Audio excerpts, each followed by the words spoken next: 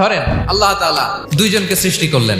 উদাহরণস্বরূপ একজনের নাম আব্দুল্লাহ আর একজনের নাম আব্দুর রহমান। সৃষ্টির পরে আব্দুল্লাহকে বললেন, আব্দুল্লাহ, আমি জানি তুমি পৃথিবীতে 50 বছর হায়াত পাইতা, খুব ভালো কাজ করতে, তুমি দুনিয়াতে অনেক ভালো কাজ করতে, এটা আমি আগেই জানি, আমার অসীম জ্ঞান বলে আমি আগে থেকেই জানি। তো যাও, তোমার এইমাত্র সৃষ্টি করলাম, যাও তুমি জান্নাতে ঢুকে যাও। আর আব্দুর রহমান, তুমি পৃথিবীতে খুব খারাপ কাজ করতে, এটা আমি জানতাম, তুমি সীমালঙ্ঘন করবা, অন্যায় করবা, অপরাধ করবা, তুমি জাহান্নামী হবা, যাও। যেহেতু আমি জানি পরীক্ষার আর দরকার নেই, তোমারে জাহান্নাম দিয়ে দিলাম, যাও ঢুকে যাও।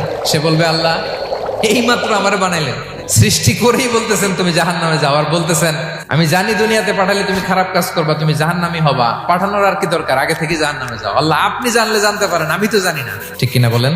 সে বলবে, না আল্লাহ আপনি ভুল বলতেছেন, এই দুনিয়াতে পাঠাইলে আমি খুব ভালো কাজ করতাম, এজন্য আল্লাহ তাআলা পরীক্ষার আয়োজন করেছেন, যাতে করে তুমি জেনে যাও যে পৃথিবীতে তুমি কি করেছো।